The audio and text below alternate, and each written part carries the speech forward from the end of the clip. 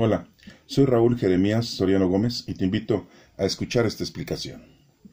El día de hoy les voy a explicar qué significa teología y también veremos lo que es el cielo, el infierno.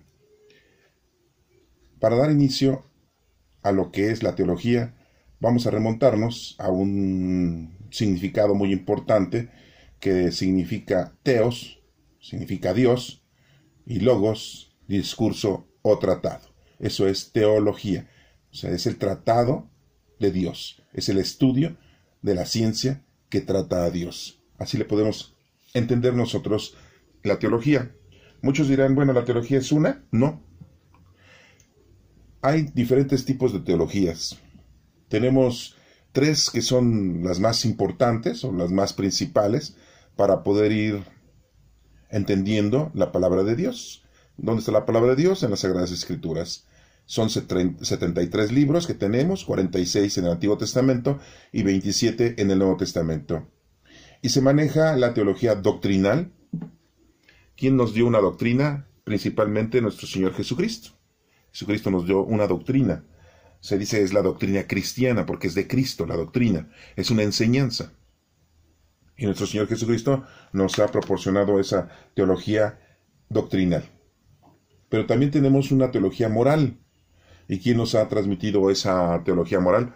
Pues nuestro Padre Dios, por medio de los profetas, por medio de los patriarcas, en todo el Antiguo Testamento. Y también no podemos decir que en el Nuevo Testamento no exista. Lo vemos en las cartas de Pablo. Pero tenemos una tercera teología muy importante, que es la teología ascética, que va derivada y consagrada a los ejercicios piadosos.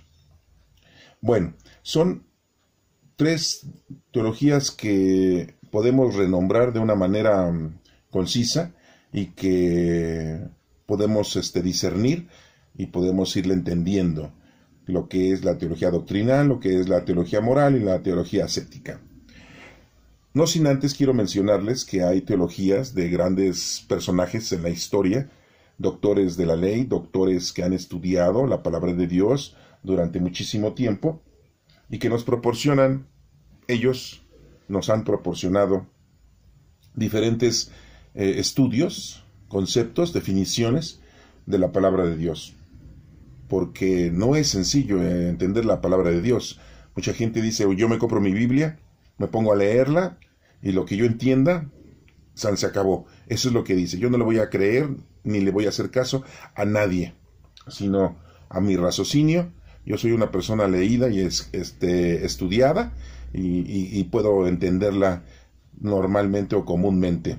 Y pues en realidad no es así. Para poder entender la palabra de Dios se necesita demasiado estudio y principalmente algo que muchos lo toman por alto, que es la guía del Espíritu Santo, para que puedas entender la palabra de Dios, porque pues es así. Él es nuestra luz, nuestra guía de poderlo entender. Tendrás mucho conocimiento mundano, serás un literato, pero para poder entender la palabra de Dios se necesitan muchísimas cosas. Remontarnos primero a la época para poder entender de qué forma se estaba hablando hacia la gente de ese lugar, hacia las comunidades de ese lugar, su situación sociológica y socioeconómica, y en qué situaciones se encontraban religiosamente hablando, principalmente el pueblo judío. Bueno, para esto, entonces, pues nos debemos de incorporar a que el estudio de la palabra de Dios, pues no es así tan sencillo. Nos tenemos que remontar a la historia. Y más ahorita que podemos decir que ya pasaron 2000 años de que fueron escritos los libros del Nuevo Testamento. Y del Antiguo Testamento pues van 5000 años, imagínense, es una brutalidad de tiempo, ¿no? La modernidad, aunque nos han dejado escritos pues ya traducidos en nuestro idioma, pero aún así hay cosas que debemos de estudiarlas para poderlas entender, porque muchas de nosotros cuando encontramos una palabra en la Sagrada Escritura, pues pensamos que su definición es tal como se escucha y como se escribe, y muchas veces pues es una forma metafórica, es una forma simbólica, y entonces caeríamos en un error. Y ahorita pues vamos a ver algunas palabras que se han estado manejando durante bastante tiempo y que nos incurren a podernos equivocar si las leemos de una forma nada más literal. Tenemos algunas teologías, por ejemplo, uno de los más importantes es Santo Tomás de Aquino, es su teología, es su forma de explicar la palabra de Dios. También tenemos la teología de Belarmino, tenemos la teología, una teología que se llama de la razón, ¿sí? Como les digo, ir razonando las cosas escritas, pero siempre y cuando estén fundamentadas con los conceptos de hace 2000 años, si es en el Nuevo Testamento, y si es del Antiguo Testamento, 5000 años atrás.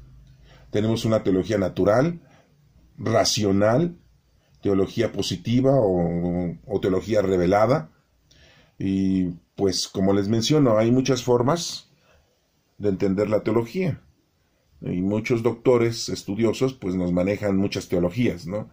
Podríamos decir que cada uno de ellos, según su interpretación, según su estudio, según su entendimiento, según la época en la que viven, el modo vivendis, la situación sociológica de la gente en la que se encuentra, en la que habita ese personaje, ese teólogo, pues es muy distinto un teólogo del año 1000 o del 1200 al teólogo en la actualidad del siglo XXI, es muy distinta.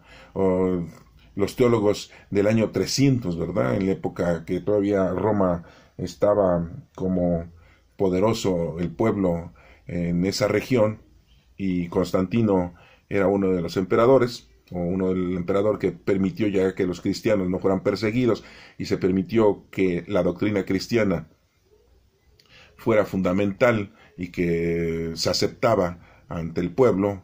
Cualquiera que predicara la doctrina cristiana pues no iba a ser perseguido ni asesinado, ni mucho menos le iban a prohibir.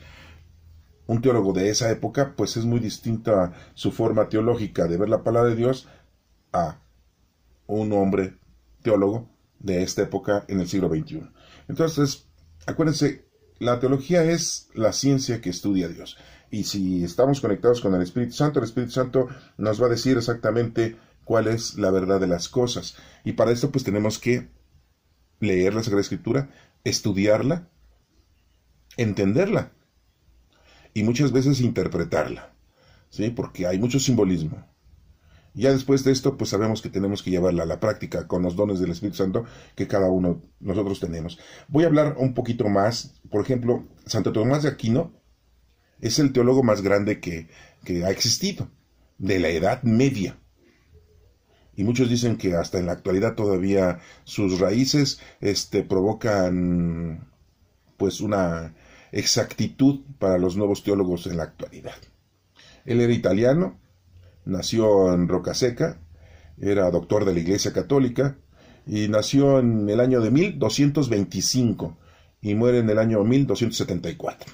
Santo Tomás de Aquino. Es muy popular este teólogo, ¿sí? Porque hizo unas observaciones muy grandes en la historia de la palabra de Dios. Pero fíjense, en el año 1225 nace y muere en el año 1274. O sea, ya pasaron muchos cientos de años a este siglo XXI, Entonces, tenemos entonces la teología doctrinal. Es un conjunto de ideas y de opiniones, ¿sí? Hay mucha filosofía, hay muchos dogmas de fe y forman parte de toda una religión. Puede ser la religión cristiana, la religión católica, la religión del Nuevo Testamento. ¿Sí? La doctrina, ¿qué significa doctrina? Pues es una enseñanza. ¿Sí? Docto. Eres muy docto, eres muy aprendiz, eres muy capaz, estás muy adoctrinado, ¿no? Tienes mucho conocimiento, ¿sí? Mucha enseñanza. La teología doctrinal se le dice que es la ciencia encargada y que enseña principalmente los dogmas en una religión. Son ideas basadas ¿en qué? Pues en la palabra de Dios. Y la palabra de Dios está escrita en las Sagradas Escrituras. La teología moral ya es otra. Esta no se asienta en pruebas materiales. Esta no se razona de una manera así de que, a ver, vamos a comprobarla. Por ejemplo, Tomás, no Santo Tomás de Aquino, el teólogo, sino Tomás, el apóstol de Jesucristo, que en realidad era Judas Tomás, Tomás era su apodo,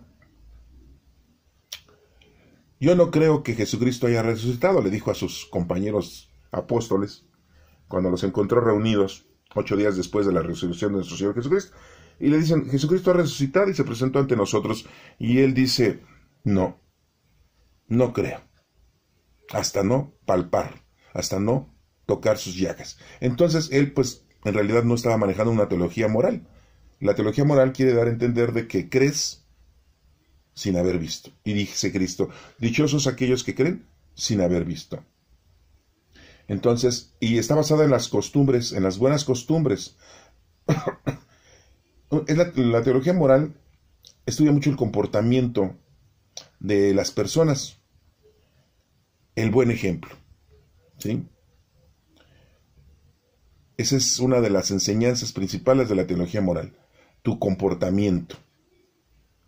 Todo basado en la palabra divina, en la palabra de Dios, que está en las Sagradas Escrituras. Entonces aquí ya tenemos dos teologías importantes, ¿no? La primera, la doctrinal, que es la enseñanza, en donde tú pues conoces la palabra de Dios, la cumples, la llevas a cabo y se la enseñas a los demás. Pero también la teología moral, en donde tu comportamiento, tu forma de ser es correcta, y el mejor ejemplo que puedes dar, estás manejando una teología moral, que no necesitas tú estar comprobando. Se maneja mucho con la fe que le tenemos a Dios. Si Dios dijo esto, pues es así. Entonces así nos debemos de conducir nosotros. Y véanlo, háganlo. Ténganle ustedes mucha fe y mucha confianza en Dios cuando lleven a cabo alguna empresa, alguna realización de algo que ustedes quieran a llevar a cabo en su vida, y déjense guiar por el Espíritu Santo. Y si el Espíritu Santo les dice, por aquí no, pues háganle caso, por ahí no. Y ya después se van a dar cuenta de que verdaderamente te había guiado bien. Pero a veces nosotros anteponemos nuestro raciocinio, anteponemos nuestras circunstancias lógicas de buenos pensadores, de buenos analíticos, y hacemos las cosas de una manera pues idónea. ¿Y qué creen? Pues nos equivocamos, como Pedro se equivocó con nuestro Señor Jesucristo al decirle cómo vamos a regresar a Jerusalén. Si la última vez nos iban a apedrear, Señor, nos van a matar ahorita que lleguemos. Y Jesús le dice, tú piensas como los hombres, no piensas como Dios. Entonces, dejémonos llevar por el Espíritu Santo, pase lo que pase. Jesús sabía que lo iban a matar. Entonces, pues tenía que ir a cumplir con su deber. Entonces, si él sabía que lo iban a matar, no culpemos ni a los romanos, ni a los fariseos del Sanedrín, y mucho menos a nuestro apóstol querido y no querido por muchos, que es Judas Iscariote. Él cumplió con su deber. Tenemos la teología ascética.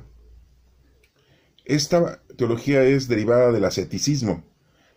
Es la gente que está consagrada a los ejercicios piadosos, a llevar a cabo sus ejercicios de virtudes, las virtudes que tenga esa persona, los ejercicios piadosos, la piedad que tenga hacia las demás personas.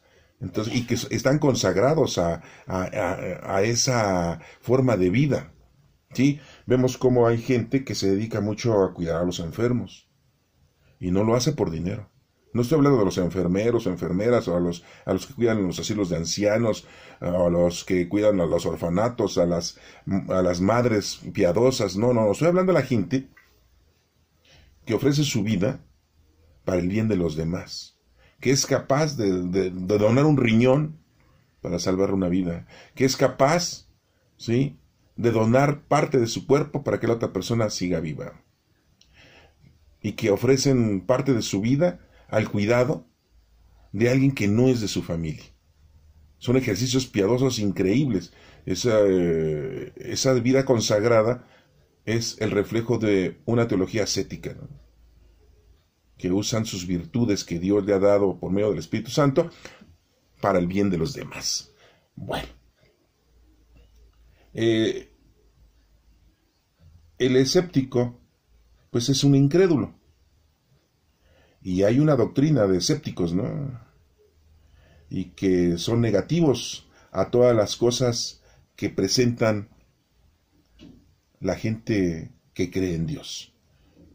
Y quieren a fuerzas pruebas contundentes de que Dios existe. Están peor que Tomás, por decirlo así, ¿no? Entonces, pues también tenemos ese tipo de personalidades que nos tienen mucha diferencia con nosotros los creyentes. También quiero hablarles entonces de el cielo y el infierno, que son puntos muy importantes dentro de la Sagrada Escritura y que mucha gente, pues a algunos les da temor, a otros les da mucho interés saber, y a mucha gente que pues quiere leer la Sagrada Escritura para darse cuenta de qué significa el cielo, qué significa el infierno. Muchas veces nosotros pensamos que el cielo, pues volteamos hacia arriba y vemos las nubes, vemos el cielo azul, vemos el firmamento, en la noche vemos las estrellas y decimos, ese es el cielo. Así anteriormente, pues muchos decían, al cielo, y ya sé que alguien se murió y voltean así hacia el cielo, ¿no? Como si estuvieran viendo que la persona, su alma, se va así como al espacio exterior. Ahorita, nosotros que ya tenemos conocimiento de la ciencia de la astronomía, en donde pues nos dan ciertas informaciones de cómo está nuestro sistema solar, de cómo está el universo. Pero anteriormente, pues la gente nada más agarraba y volteaba hacia arriba pensando que las personas iban como volando, ¿no? Como que se desprendían y se iban como un cohete. Pues miren, para esto quiero recordarles que la Sagrada Escritura en el Antiguo Testamento está escrita los libros, los 46 libros que nosotros tenemos como canon largo, porque hay un canon corto que es de 39 libros, nosotros tenemos 46 y los judíos pues tienen 24. Está escrito en hebreo, el Antiguo Testamento. Algunos libros como el de Daniel y el de Esdras, hay unas partes que están escritos en un idioma caldeo. Eso fue cuando estuvieron ellos desterrados en Babilonia, ¿sí? Y en un lugar que se llamaba Caldea. Por eso algunas partes de Daniel y de Esdras pues, están escritos en caldeo. Pero el Nuevo Testamento en su totalidad nos dicen que está escrito en griego. Pero dicen algunos estudiosos que fueron escritos en arameo, pero la mayoría fue escrita en griego. Por ejemplo, Pablo pues tenía conocimiento de varios idiomas y él sí sabía griego. Entonces él posiblemente pues sí, sus cartas fueron escritas en griego porque sí sabía. Él era una persona estudiada, manejaba varios idiomas, pero por ejemplo Pedro, sus 2 cartas, pues no las ha de haber escrito en griego. Si era un sencillo pescador, un humilde pescador que no tenía muchos estudios. Y antes yo creo que podía hablar el hebreo o el arameo, que son sus idiomas de su raza, pero no creo que los escribiera. Pero aún así, pues los pudo escribir, sus 2 cartas, y tenemos 3 cartas de Juan y un evangelio de Juan, apóstol de nuestro Señor Jesucristo, y que también pues no ha de haberse estado escribiendo en griego, ¿no? Y mucho menos los que dicen que escribió Juan el Apocalipsis lo haya escrito en griego el Apocalipsis, ¿no? Aunque acuérdense que dicen que el Apocalipsis fue escrito por la comunidad juánica, o sea, mucha gente que siguió a Juan hasta sus últimos días. Era increíble seguir a Juan porque era el último de los apóstoles que había conocido a Jesucristo, y mucha gente que había nacido y ya crecido de 20, 30, 40 años, pues querían conocer a Juan. Y esa gente se unió, formó un grupo, y es la comunidad juánica, y ellos escribieron el Apocalipsis, tomando en cuenta todas las prédicas de Juan. Pero bueno, eso lo dicen los estudiosos. Yo solamente les estoy informando lo que se dice, ¿no?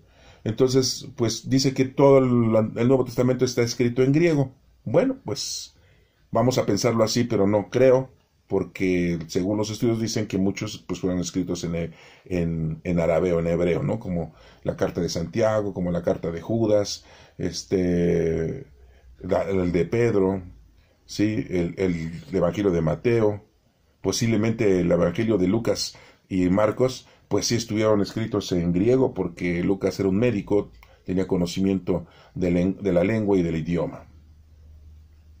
Bueno, vamos ahora sí a pasar un poquito, después de esta explicación, del hebreo y del arameo y del griego, ¿Por qué dije esto? Porque vamos a pasar a explicar lo que significa el cielo y lo que significa el infierno.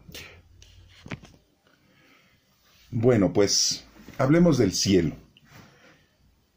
Es un lugar donde puso Dios, para empezar, ¿sí?, un cielo paraíso a Adán y a Eva. Y eso lo encontramos en el libro de Génesis. En el Nuevo Testamento nos dice que es un lugar de felicidad. La palabra cielo se deriva del griego paradeisos y es una palabra de origen persa y significa un hermoso parque, un hermoso jardín, una hermosa huerta. Y pues esta palabra también fue usada por nuestro Señor Jesucristo cuando le promete la felicidad al supuesto ladrón arrepentido. Digo supuesto porque pues no sabemos si verdaderamente era un ladrón o un asesino, pero hay mucha divergencia en eso. Y aparte que pues nos dicen que uno se llamaba Dimas y el otro Gestas, y esos nombres pues no aparecen en la Sagrada Escritura. Bueno, también Pablo fue llevado al paraíso en una visión. Sí, ahí lo podemos ver en la segunda carta de Corintios, capítulo 12. También se menciona el cielo, el paraíso, en el Apocalipsis. Se menciona en el Evangelio de Lucas. Y el infierno es un lugar destinado en donde hay sufrimiento o hay desorden. La voz es latina, la palabra infierno. Y vamos a ver que en la Biblia, en el Antiguo Testamento, se menciona o se refiere el infierno como al Sheol. Es de una raíz que significa demanda, o cuyo sentido es ahuecar. Eso significa. Y se maneja mucho en la Sagrada Escritura. Y le dan un término como que es el infierno. En el Antiguo Testamento, esta palabra se menciona 65 veces. Y se ha traducido como sepulcro, como sepultura. 20 veces se menciona como infierno en nuestro idioma español. 3 veces se menciona como profundo. Y una vez solamente se llama como cima. Una vez como osario y una vez como huesa. Así se ha mencionado en la Sagrada Escritura. En otras se ha traducido como Hades, o sea, lo invisible. Nombre que los griegos le aplicaron al rey del mundo invisible y más tarde al lugar de los espíritus despojados de sus cuerpos. Así lo manejaban los griegos. Entonces, bueno, pues ahí les estoy denotando algunas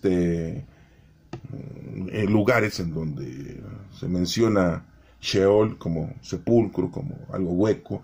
Los hebreos creían que el Sheol era una parte del reino de Dios. Eso viene en el Salmo 139 y en Proverbios capítulo 15.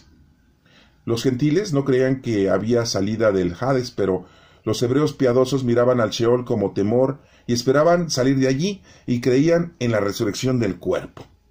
Y lo podemos ver en Daniel capítulo 12 y en Hechos de los Apóstoles capítulo 23. Cristo dijo, y lo menciona, lo saca a la luz, la vida y la inmortalidad que era en los judíos la frase de Sheol. En el Antiguo Testamento, Sheol es una morada subterránea a donde van todos los espíritus humanos, tanto buenos como los malos, después de la muerte. Y lo vemos en Génesis 37, en el libro de Números capítulo 16, en el mismo Salmo 9, y así continuamente, ¿no? Hay muchas citas bíblicas. También se toma como palabra Sheol u otra muy distinta definición, y lo vemos en Isaías 14. Es un refugio para los que huyen de las aflicciones del mundo. También ese es un significado. Es un lugar de descanso de las ocupaciones de la tierra. Es un paraje del cual hay una liberación. Lo vemos en el Salmo 49. También se menciona que son diferentes mansiones para los justos y para los malvados. Nunca se habla de Sheol como morada de Satanás o de los ángeles caídos en la Sagrada Escritura. Cuando están hablando de Sheol, no es el lugar de Satanás, ni mucho menos de los ángeles caídos. Eso que quede claro para que no lo vayan ustedes a confundir. En el Nuevo Testamento, la palabra infierno es 10 veces a la traducción de Hades. Según la investigación de los manuscritos en griego, la palabra Sheol significa sepulcro. También se debería de traducir, según los estudiosos, que debe de significar muerte. Del mismo modo que Sheol se usa como Hades, por ejemplo, en el libro de Job. En el Nuevo Testamento se difiere mucho en cuanto a la morada después de la muerte de los espíritus desprendidos del cuerpo. O sea, difiere mucho esto en el Nuevo Testamento. Hay una situación muy diferente. Se dice en repetidas veces que ellos parten para estar con Cristo, y lo vemos en el Evangelio de Juan capítulo 14, en Hechos de los Apóstoles capítulo 7, y en otras citas bíblicas. Dicen que proclamó allí las nuevas de haberse consumado a la explicación, y habiendo preparado un lugar en la casa de su padre, llevó cautivo allá la cautividad de los santos, que entonces estaban en los Hades, y desde ese tiempo Hades ha sido destinado para morada de los malos solamente, porque antes decían, pues, se van al Hades, pues, tanto buenos como malos, y ahora ya nada más decían, no, pues nada más los malos, no los buenos. Les hago esta nota porque pues es lo que también se predica y se estudia, y lo dicen muchos, ¿no? Y ustedes, bueno, pues están teniendo esta información para que también ustedes vayan investigando si es que es su deseo, ¿no? La palabra ajena se menciona 12 veces en el Nuevo Testamento. Es una palabra griega que significa valle de Hinnom, y la adoptaron los judíos después de su cautividad, y más tarde por nuestro Señor Jesucristo, para designar el lugar de tormento al que han de ser arrojados el día del juicio los espíritus malignos y los hombres reprobados. En los evangelios, en la carta de Santiago, la ajena aparece sinónimo de infierno, ¿sí? También lo dice en el Apocalipsis. Bueno, esas son algunas referencias que les puedo yo pues proporcionar con respecto a lo que es el cielo y el infierno. Acuérdense que también pues la Iglesia Católica manejó durante mucho tiempo el limbo, porque decían que los niños que se morían y no estaban bautizados se iban al limbo, que no tenían ni pena ni gloria. O sea, qué inventos, ¿no?, de la Iglesia, ¿no? Pero bueno, pues, ya después se desapareció ese término, porque vieron que no tenía ni principio ni fin, ¿no? Como tantas cosas que a veces la Iglesia, la religión inventa, ¿no? Lo hacen de buena forma al principio, ¿verdad?, para poder evangelizar, adoctrinar a la gente, y que la gente de alguna manera tenga un resolutivo con respecto a las cosas de Dios, pero en realidad a veces los estudiosos modernos pues no se parecen a Santo Tomás de Aquino, un estudioso teólogo que verdaderamente tenía la capacidad de poder entender las Sagradas Escrituras.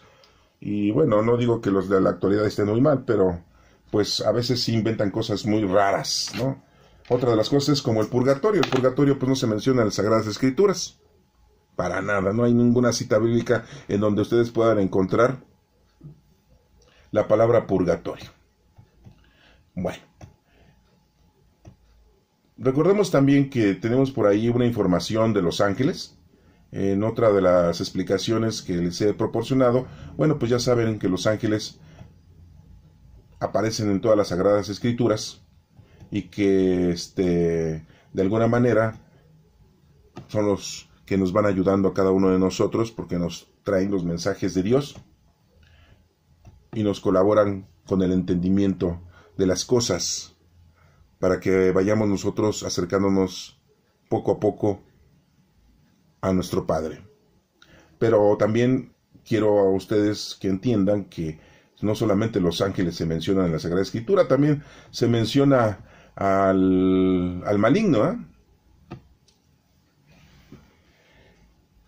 Pues el maligno lo vemos también en varias partes de la Sagrada Escritura, en el Antiguo Testamento y en el Nuevo Testamento. Y en el Antiguo Testamento tenemos en Génesis 3, se convierte en serpiente, el maligno, el ángel caído, ángeles que se rebelaron en contra de Dios, no solamente el jefe de todos ellos, que es Luzbel, que es el diablo, sino muchos más.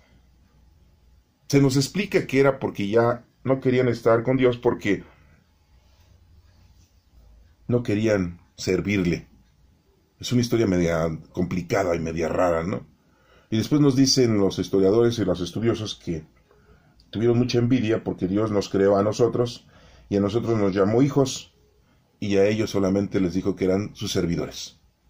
Y es por eso que los ángeles caídos lo que tratan es que nosotros caigamos en el error para hacernos perder, porque es la envidia que nos tienen de que Dios nos dice que nosotros somos sus hijos, somos su creación, somos sus hijos, y ha venido nuestro Señor Jesucristo a salvarnos, a redimirnos, para podernos dar el reino de Dios, porque somos sus hijos, somos herederos del reino de Dios, y ellos no. Y entonces pues muchos se rebelaron, así dicen los estudios según la Sagrada Escritura, como ellos la han interpretado. Y bueno, pues aquí nos dan algunas citas bíblicas en donde aparece esta criatura.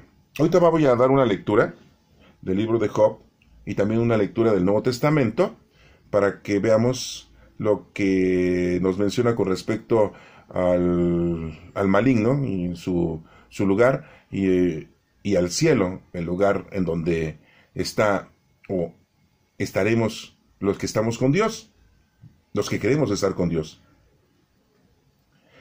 ¿Qué significa la palabra diablo? Pues significa adversario. Pero también las Sagradas Escrituras nos dan diferentes nombres. Se los voy a mencionar. Príncipe de este mundo está en Juan capítulo 12. Príncipe de la potestad del aire está en Efesios capítulo 2. El Dios de este siglo está en la segunda carta de los Corintios. El dragón, aquella serpiente antigua, está en Apocalipsis capítulo 20. El maligno está en la primera carta de Juan capítulo 5. Un león bramado está en la primera carta de Pedro. Un homicida, un mentiroso, está en Juan capítulo 8. Belcebú está en Mateo capítulo 12 y Belial está en la segunda carta de los Corintios capítulo 6. Ahí está mencionado para que ustedes lo puedan retomar si quieren, para que lo vayan viendo que pues sí aparece ahí. También en la Sagrada Escritura, en Mateo 25, nos habla del diablo y sus ángeles, y también en Apocalipsis capítulo 12. Satanás como príncipe de los demonios está en Marcos capítulo 3, del 22 al 30. Los ángeles caídos, pues está en Lucas capítulo 10. En los evangelios son espíritus inmundos llenos de actividad maligna, creen y tiemblan, y eso está en la carta de Santiago capítulo 2. Ceden a su autoridad de Cristo y temen al juicio venidero, y pues lo tenemos en Mateo capítulo 8, en Lucas capítulo 4, Hechos capítulo 19. La palabra demonios se aplica también algunas veces a los ídolos. En el Nuevo Testamento también se mencionan muchas personas poseídas por demonios, y se les llama demoníacos o endemoniados. Bueno, entonces pues como ustedes se dan cuenta, se mencionan muchas partes en la Sagrada Escritura en donde tanto ángeles de nuestro Padre Dios como los diablos existen. Y en realidad muchos en la actualidad pues eso como que ya no lo toman en cuenta. Como que lo ven de una manera ficticia, como que lo ven de una manera como de fantasía, o que dicen, ay, ¿cómo crees? O sea, no inventes. O sea, ya creer en Dios ya es bastante, como para andar creyendo en esas cosas, oye, ya no veas tanta televisión. Y no, no es que veamos la televisión, sino que está escrito y no está escrito hace 100 años, ni 200, ni 500 años, tiene 2000 años. Y si quieren más atrás, pues está desde el Génesis, hace más de 5000 años fue escrito esto. Por eso les digo que pues tenemos que tener mucha consideración en leer la Sagrada Escritura y poderla estudiar y entender, porque no es fácil, ¿eh? Van a encontrar muchas cosas que a lo mejor los va a detener en la literatura, y para esto pues sí necesitan estudiar, indagar, investigar, principalmente invocar al Espíritu Santo para que les dé la luz, ¿sí? Y puedan ustedes entonces irlo entendiendo. Y pues, ¿qué hace el maligno? Induce a los hombres a pecar, hace que seamos mentirosos, levantemos falsos, violentemos todas las leyes divinas, ¿sí? Quiero hacerles notar que en el Nuevo Testamento se menciona en plural demonios. No se denota Satanás ni en singular demonio. Y lo podemos ver en muchas citas bíblicas, Mateo 9, en Marcos 5, Marcos 7, ¿sí? En Juan 7, en Juan 8, en donde se menciona en plural demonios. No se denota Satanás, ni en singular se denota demonio. La Biblia pone claramente de manifiesto la subordinación de Satanás a Dios, su castigo final y su privación de todo poder para hacer el mal. Y está en el Apocalipsis, capítulo 20. Bueno, voy a leerles la lectura de Job, capítulo 1, versículo 6 y siguientes. Un día en que debían presentarse ante el Señor sus servidores celestiales, se presentó también el ángel acusador entre ellos. El Señor le preguntó, ¿de dónde vienes? Y el acusador contestó, he andado recorriendo la tierra, de un lado a otro. Entonces le dijo el Señor, ¿te has fijado en mi siervo Job? No hay nadie en la tierra como él, que me sirva tan fielmente y viva una vida tan recta y sin tacha, cuidando de no hacer mal a nadie. Pero el acusador le respondió, pues no de balde te sirve con tanta fidelidad. Tú no dejas que nadie lo toque, ni a él, ni a su familia, ni a nada de lo que tiene. Tú bendices todo lo que hace, y él es el hombre más rico en ganado de todo el país. Pero quítale todo lo que tiene y verás cómo te maldice en tu propia cara.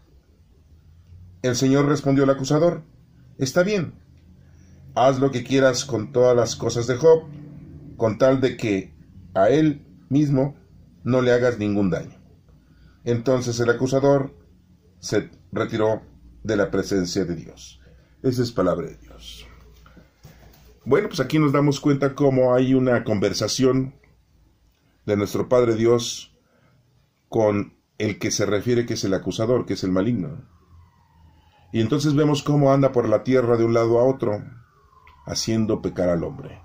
Pero si nosotros estamos bien con Dios, niguas, no hay poder que nos pueda dañar, si Dios no lo quiere.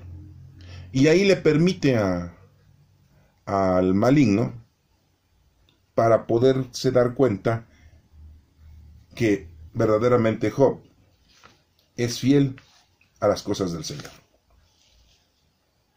Dice ahí que era un hombre rico, de mucho ganado, y que vivía muy bien. Tenía a sus hijos, a sus hijas, a su mujer. Sus hijos hacían fiestas, y él, Job, siempre hacía holocaustos, sacrificios en nombre de Dios, por si uno de sus hijos había cometido algún error, algún pecado. ¿Cuál era el error y el pecado? Haber maldecido a Dios, no haber creído en Dios y no haber respetado a nuestro Padre Dios. Y él hacía sacrificios, Job, en nombre para limpiar a sus hijos, porque pues en cualquier momento nosotros cometemos el error de negar a Dios. ¿Quién lo negó? Pedro, y lo tenemos en los altares como San Pedro, ¿eh? Bueno, ese es otro cantar, ¿verdad? Entonces nos damos cuenta que esta lectura nos proporciona una explicación. Lo pueden ustedes leer, el libro de Job. Yo les acabo nada más de leer unos cuantos versículos del capítulo 1. Los invito a que lo lean, para que pues se integren y vean qué bonita la información que tenemos ahí de Job. Pero les voy a leer otro, ahora sí, del Nuevo Testamento, algo ya más reciente. Digo reciente, pues hace como 2000 años, ¿verdad? Porque estoy hablando de algo que ya tiene más de 2000 años, pero algo más reciente, de la época de nuestro Señor Jesucristo. Y lo vamos a ver en Lucas, capítulo 16, versículo 19. Nada más Lucas nos menciona este pasaje bíblico de nuestro Señor Jesucristo.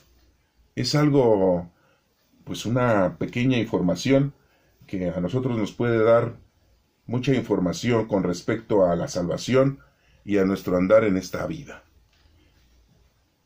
El título o el subtítulo que tenemos les va a llamar mucho la atención a los que no saben, pero a otros pues van a decir, ya lo he escuchado muchas veces. El rico y el Lázaro. Repito, capítulo 16, versículo 19. Había un hombre rico que se vestía con ropa fina y elegante, y que todos los días hacía fiestas con mucho lujo. Había también un pobre llamado Lázaro, que estaba lleno de llagas y se sentaba en el suelo a la puerta del rico. Este pobre quería llenarse con lo que caía de la mesa del rico, y hasta los perros se acercaban a lamerle las llagas. Un día el pobre murió, y los ángeles lo llevaron a estar con Abraham en el paraíso. El rico también murió, y fue enterrado. Y mientras el rico sufría en el lugar a donde van los muertos, levantó los ojos y vio de lejos a Abraham y a Lázaro con él. Entonces gritó: Padre Abraham, ten lástima de mí, manda a Lázaro que moje la punta de su dedo en agua y venga a refrescar mi lengua, porque estoy sufriendo mucho en este fuego. Pero Abraham le contestó: Hijo, acuérdate que a ti te fue muy bien en la vida, y a Lázaro le fue muy mal. Ahora él recibe consuelo aquí, y tú sufres. Aparte de esto, hay un gran abismo entre nosotros y ustedes, de modo que los que quieren pasar de aquí allá no pueden, ni los de allá tampoco pueden pasar aquí. El rico dijo: Te suplico entonces, padre Abraham, que mandes a Lázaro a la casa de mi padre, donde tengo 5 hermanos, para que les hable y así no vengan ellos también a este lugar de tormento. Abraham dijo: Ellos ya tienen lo escrito por Moisés y los profetas, que les hagan caso. El rico contestó: Sí, padre Abraham, pero si un muerto resucita y se les aparece, ellos se convertirán. Pero Abraham le dijo: Si no quieren hacer caso a Moisés y a los profetas, tampoco creerán, aunque algún muerto resucite. Esta es palabra de Dios. Honor y gloria a ti, Señor Jesús. Entonces, pues esta lectura que tenemos aquí en Lucas, capítulo 16, versículo 19 y siguientes, pues nos estamos dando cuenta de algo importante. De que sí hay un lugar en donde están los que se portaron bien. Y hay un lugar en donde están los que se portaron mal. Y vemos cómo este rico pues trata de que le aprueben de venir de allá para acá, Lázaro, a informarle a sus hermanos de que la situación es difícil y es mejor que se comporten y hagan las cosas bien. Y no. Desafortunadamente, nadie puede venir de allá para acá. Bien claro está, porque hay por ahí gente que dice, y es que vino a visitarme mi tío, mi abuelo, mi abuela, mi papá, mi mamá, mi hermano, mi hermana, y vino y se me apareció y me dijo, oye, el dinero está enterrado bajo el excusado del inodoro y del baño. Saca. Y me mandas a decir muchas misas, porque si no, nunca voy a salir de este sufrimiento, ¿no? O sea, no, se inventan cada cosa. Los de allá no pueden venir para acá, y los de aquí no pueden ir para allá. Bien claro está ahí. Bien claro está específico. Y hay un lugar en donde, pues, la gente que no hizo caridad y vivió muy bien aquí, pues está equivocada y llegó a su sufrimiento. Bien claro le dice a Abraham, en este caso, es el personaje principal, ¿no? Que le está diciendo, pues tú viviste bien, y Lázaro sufrió mucho, entonces, por haber sufrido mucho, se ha ganado el cielo. Y tú por haber vivido bien, plácidamente, pues mereces lo que sembraste. Si hubiera hecho caridad ese rico, pues estaría con Dios. Acuérdense que siempre hablan de los ricos como que la riqueza nos estorba. Y sí, de veras, las cosas mundanas y materiales y la riqueza nos destruye, nos aleja del Señor, nos desequilibra ante las cosas de Dios. Entonces, pues sí debemos de tener mucho cuidado, y lo vemos con el joven rico, lo vemos con este rico, y pues sí, desafortunadamente la riqueza nos está pervirtiendo, ¿no? Y nos menciona aquí que le dice, pues deja que vaya Lázaro a decirle a mis hermanos, 5 hermanos. El número 5 significa el trabajo del hombre, lunes, martes, miércoles, jueves y viernes. Los 5 días, ¿sí? ¿Cuántos serán? 5 panes y 2 peces en la multiplicación. ¿Se acuerdan de ese evangelio? Los que no la saben, bueno, ahí está en el evangelio de la multiplicación de los panes. Y es la multiplicación de los panes, así dice el subtítulo. 5 panes y 2 peces, que forman el número 7, que es plenitud y madurez. El número 5 y el número 2, 5 panes, el trabajo del hombre, porque Dios nos mandó, o le mandó al pueblo judío, como migajón, que le dicen el maná, que en realidad es manú, y que significa, la palabra es una palabra hebrea que significa, ¿qué es esto? Manú, ¿qué es esto? ¿Qué es esto? No es que diga que maná es un pedazo de pan, ¿no? Pero Dios ha hecho al hombre para que el hombre fabrique su comida. En este caso los panes, pues los hizo el hombre, 5 panes, ¿no? El trabajo de cada uno, ¿sí? De los hombres, y cada uno de esos días, lunes, martes, miércoles, jueves y viernes. Y los peces, pues los agarramos del mar. Nosotros no los hacemos, solamente que los criemos en una piscina, en una pecera, pero en realidad el agua, pues Dios la ha creado, y los animales marítimos, los peces, pues Dios los ha creado y nos los ha dado para nuestro alimento. Y esos 2 peces significan el sábado y el domingo, que son los días que debemos de respetar y que debemos de conmemorar a nuestro Padre Dios, el día que Él hizo el mundo y que el 7º día descansó, así nos dice la Sagrada Escritura, y nuestro Señor Jesucristo en domingo resucitó. Para los judíos, el domingo es el primer día de la semana.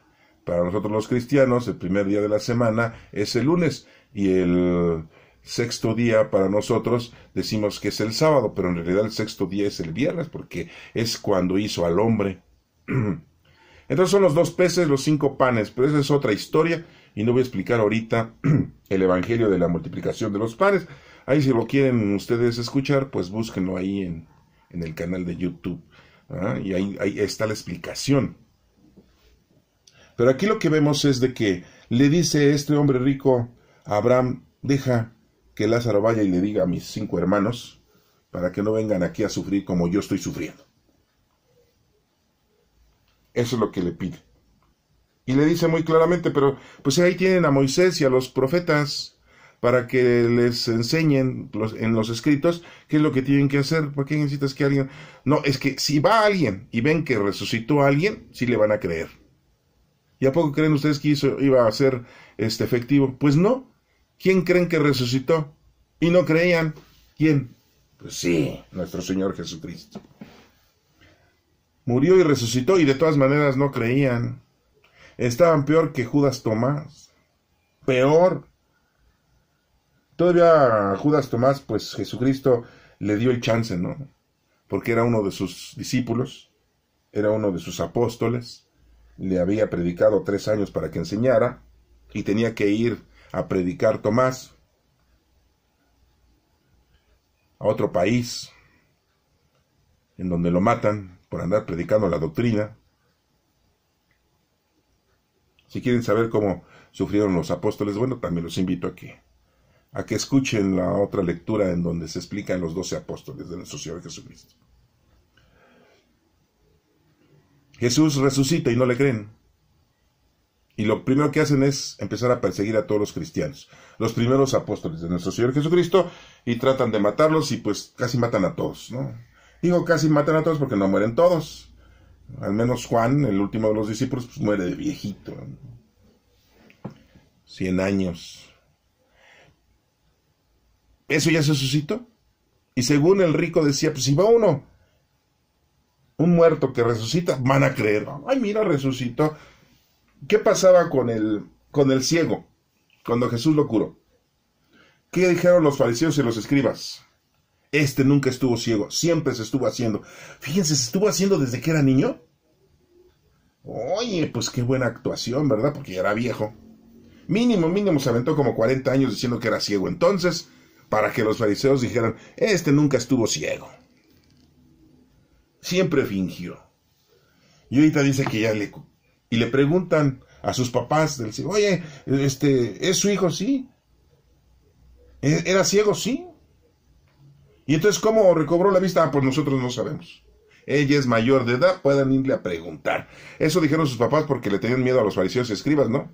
Dijeron, no, ahorita estos nos apresan y nos ponen una buena friega y hasta nos mandan matar, ¿verdad? Porque, uy, no, el Sanedrín era peor que cualquier partido político de la actualidad, ¿no? Peor, ¿no? Entonces van y le preguntan, ¿quién te curó? ¿Quién te devolvió la vista? Y dice, pues, al que le dicen Jesús de Nazaret. ¿Y qué dices de él? Pues yo no digo nada, yo nada más digo que estaba yo ciego y ahora veo. Pero los fariseos y escribas decían, que nunca estuvo ciego, siempre estaba afuera del templo pidiendo limosna y fingía estar ciego. No creían. Ahora sí que están viendo y no ven. No, sí es una cosa de veras que difícil. Entonces, pues esta explicación de esta palabra de Dios, de este pasaje bíblico en donde este rico le dice a Abraham, manda a Lázaro, pues si ven que resucita, sí le van a creer. No, pues si nuestro Señor Jesucristo resucitó y no le creían, para empezar Judas Tomás, y a él, bueno, le dieron chance, ¿no? Porque tenía que cumplir con su deber, ¿no? Porque si no es capaz de tratarse de ahorcar como el otro Judas Iscariote, que se trató de ahorcar, tenía que hacer mucho trabajo, y ya nuestro Señor Jesucristo tuvo que sustituirlo por Pablo. Sí, pues tenían una similitud, los dos eran de gente de bien, de familias buenas y preparadas y estudiadas y de buena posición económica y viajaban mucho, y bueno, pues Pablo tuvo que sustituir a Judas Iscariote. Y bueno, quiero ustedes entonces terminar diciendo que las teologías que tenemos principales es la doctrinal, la moral y la ascética, que la mencionamos en un principio, y que el cielo y el infierno pues se mencionan en la Sagrada Escritura, en el Antiguo Testamento y en el Nuevo Testamento. Nunca se menciona el purgatorio, nunca se menciona el limbo, y sí se menciona al ángel caído, al maligno, al demonio que su principal misión es hacernos caer en todo lo relacionado a nuestro Padre Dios, según por envidia de que nosotros somos hijos de Dios y Él era un serviente de nuestro Señor y se rebeló. Dijo, no más. Y ahí está, ahí quedó. Bueno, espero que haya quedado un poquito esta información explícita y si no, pues te invito a que leas, investigues y estudies. Que Dios te bendiga.